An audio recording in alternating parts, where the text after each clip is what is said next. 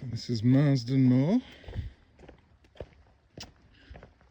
which had a massive wildfire last night. It's still smouldering. It's the middle of April. I mean, these flags are here for a reason. It should be soaking wet and boggy. And it is absolutely bone dry. Or rather, it was. Until it all ends up in flames. I'm here because this month's book is all about fire weather by John Vaillant, which is an amazing reflection on the natural world and our relationship with it, and specifically on fire. Let's hear from John. If we have a superpower, besides our brains and our thumbs and speech, it's fire. Without its light and its explosive, directable energy, we would not be who we are today. For as long as there have been hearths to gather round, cook over and see by, fire has been literally central to our lives.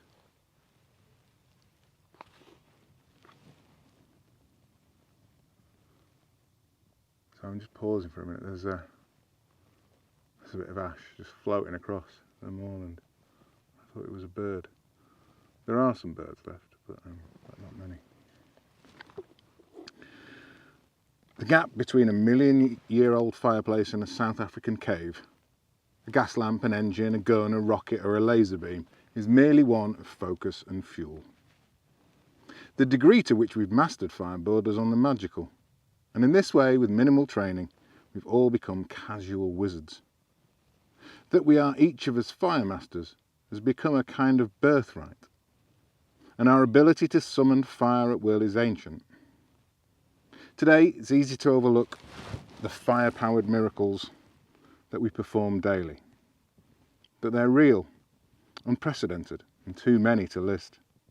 Whether we're boiling tea or crossing an ocean, fire is right there with us. Without it, we really are dead in the water. There's no other force or element over which we have such a compelling illusion of control. Fire is the only natural disaster that can be initiated by a gesture as casual as dropping a match, and this complicates our relationship profoundly. Never in Earth's history or in ours have so many fires been ignited in so many places on such a continuous basis. Were you to run the world's engines for just one day, the number of individual combustions would elicit an error message from your calculator. Were you to transpose this impossible number to stars, these man-made bursts of heat and light would comprise hundreds, perhaps thousands of galaxies every day. In the past 100 years, a blink in geological time, our planet has become a flickering universe of fires large and small. Imagine being able to see them all. Were these fires observed by visitors from another planet, humans could easily be mistaken for a global fire cult, the dutiful keepers of a trillion flames. And if, through the flicker and glare of these innumerable flames, those aliens could see Fort McMurray, which is what the book is all about, a fire that engulfed Fort McMurray, with its 60-storey flare stacks flying 100-foot banners of burning gas, they might conclude that, as remote as they are, these night-blinding beacons must indicate one of the fire cult's most sacred sites. Shit!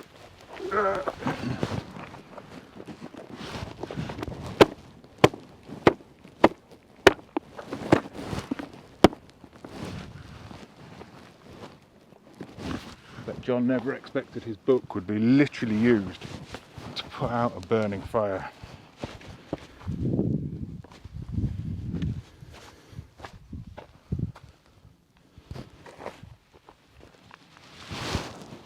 Well, I don't really know what to do.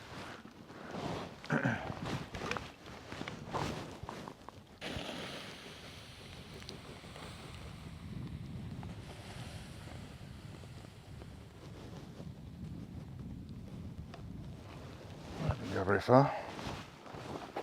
Bear with me.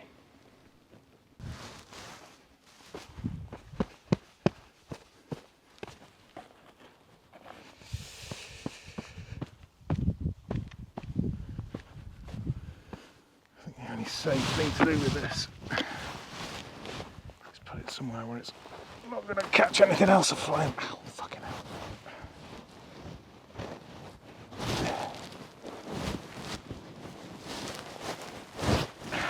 Try not to, ow, burn myself.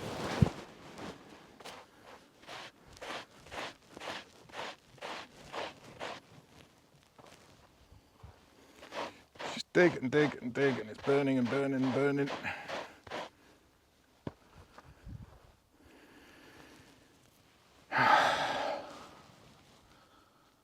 Trying to put out a wildfire with a book about fires. I mean, you couldn't make it, could you?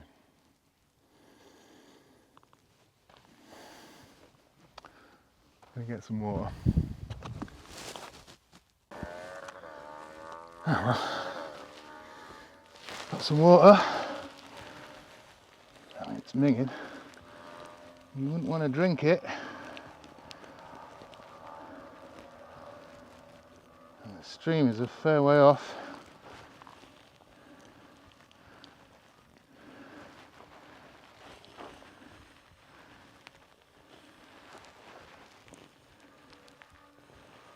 But it does.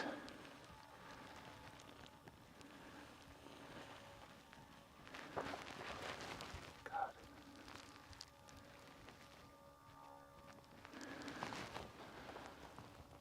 I think we need one more of those. Be back in a minute. Right, back with some more.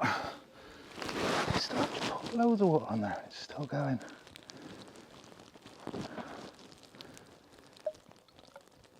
Just bounces off the top. The fire's so deep. That's the thing. It's like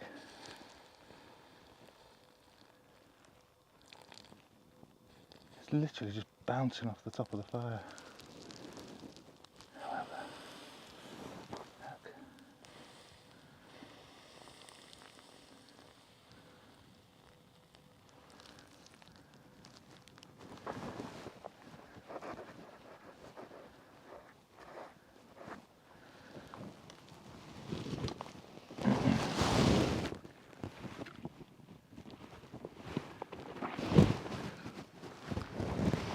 Well, that's not what I expected from a reading of fire weather. Let's do the last little bit. The immediate future, the next decade or so, is a kind of ultimate test.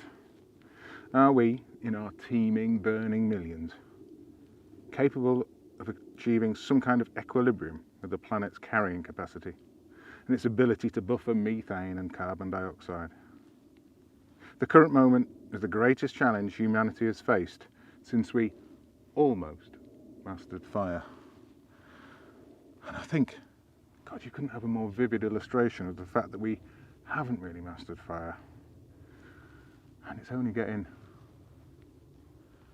more out of control. This time, it's not fire we have to master, but ourselves. If we fail this test, there will be another one after that. But each time the stakes will be higher and the price of failure steeper. On the bright side, life, in one form or another, has always won out against the unregulated, hyper-consuming impulses of fire. That there will be life at the end of the Petrocene age is a certainty, but whose, how much, and where is less clear. And you can't help but think, as John talks about the unregulated, hyper-consuming impulses of fire, he's really talking about us. And today, desperately trying to stamp out a wildfire on Marsden Moor has been a terrifying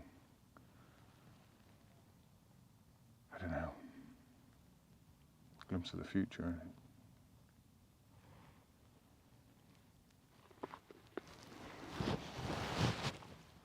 Yeah, another smoke damaged buck. I'm desperately trying to put out this wildfire on Marsden Moor. It really wasn't the plan. And we came up here. There you go, there's a skylark singing. It's like a little song of hope.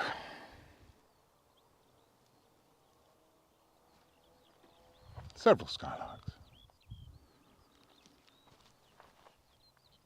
She's tough, you know. And we're bloody stupid.